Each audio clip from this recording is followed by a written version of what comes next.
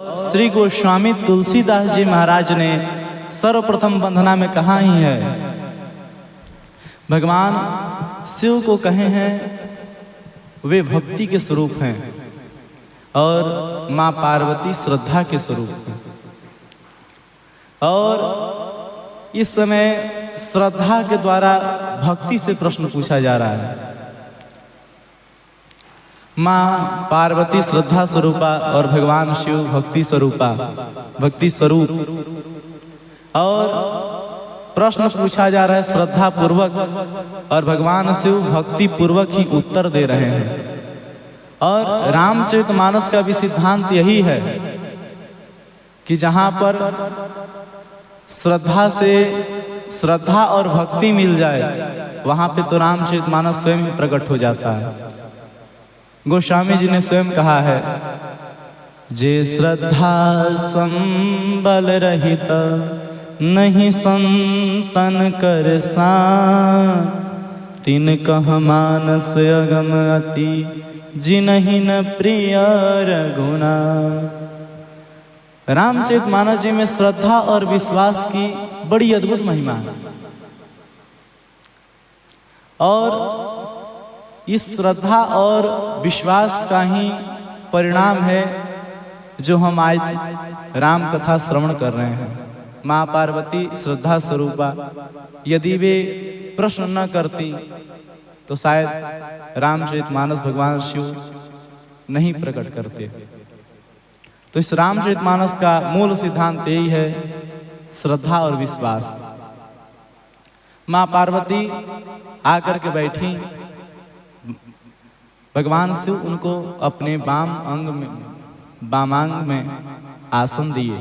माँ पार्वती बैठी शिव समीप हरसाई, पूरब जन्म कथा चित आई।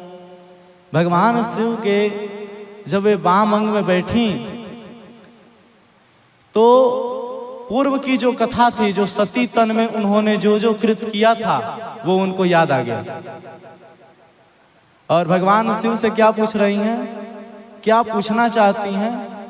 तो कथा जो सकल लोक हितकारी, सो पूछन चह शैल कुमारी। माँ पार्वती वही कथा सुनना चाहती हैं जो सारे लोगों की हितकारी कथा है, सबके हित में जो कथा वही सुनना चाहती हैं भगवान शिव से।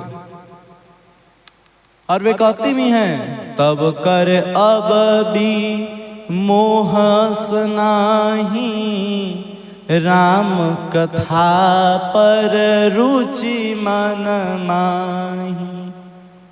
उस समय वाला जो विमोह था वो अब नहीं है, और अब राम कथा पर रुचि भी है। और भगवान शिव से एक बात और कहती है, सुनिए, गूढ़ तत्व नहीं साधु दुरामही, आरत अधिकारी दह पावही। भगवान शिव से कहती हैं कि जो गूढ़ तत्व होता है ना, वो सज्जन लोग छिपाते नहीं हैं, आर्थ जान करके किसी को प्रदान कर देते हैं। और आपके सामने हम आर्थ हैं, आप हमें उस गूढ़ तत्व को सुनाइए। और वे मानती भी हैं कि अब वो वैसा विमोह नहीं है जो पहले था।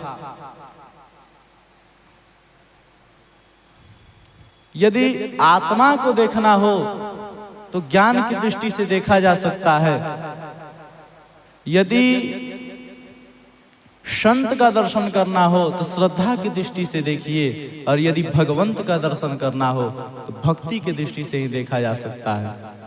भक्ति की बड़ी अद्भुत महिमा है। माँ पार्वती प्रश्न पूछने जा रही हैं और भगवान शिव इन प्रश्नों का बहुत सुंदर उत्तर भी देंगे। माँ पार्वती ने 14 प्रश्न किया। पहला प्रश्न यह था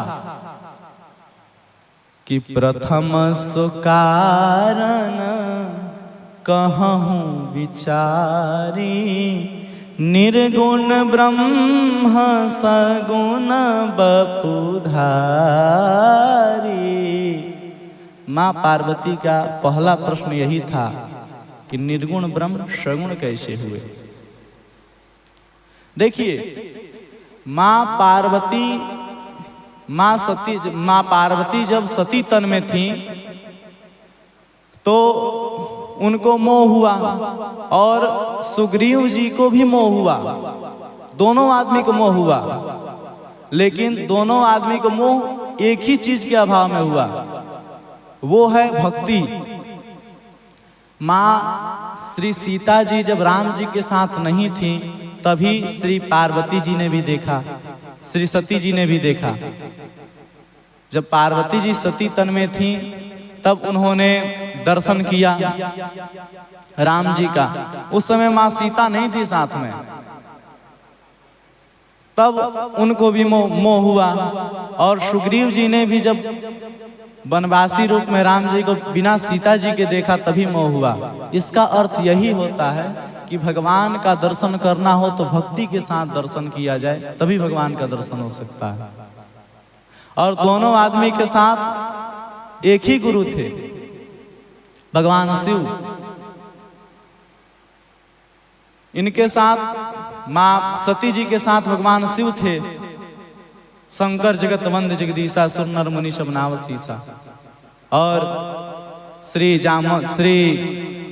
सुग्रीव जी के साथ भी हनुमान जी थे। जय जय जय हनुमान गोसाई, कृपा करो गुरुदेव के नाई।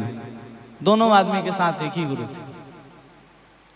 और दोनों आदमी को मोह हुआ भगवान माँ सीता जी को नहीं देखने से, भक्ति के साथ भगवान का दर्शन नहीं करने से। माँ पार्वती अब प्रश्न कर रही हैं,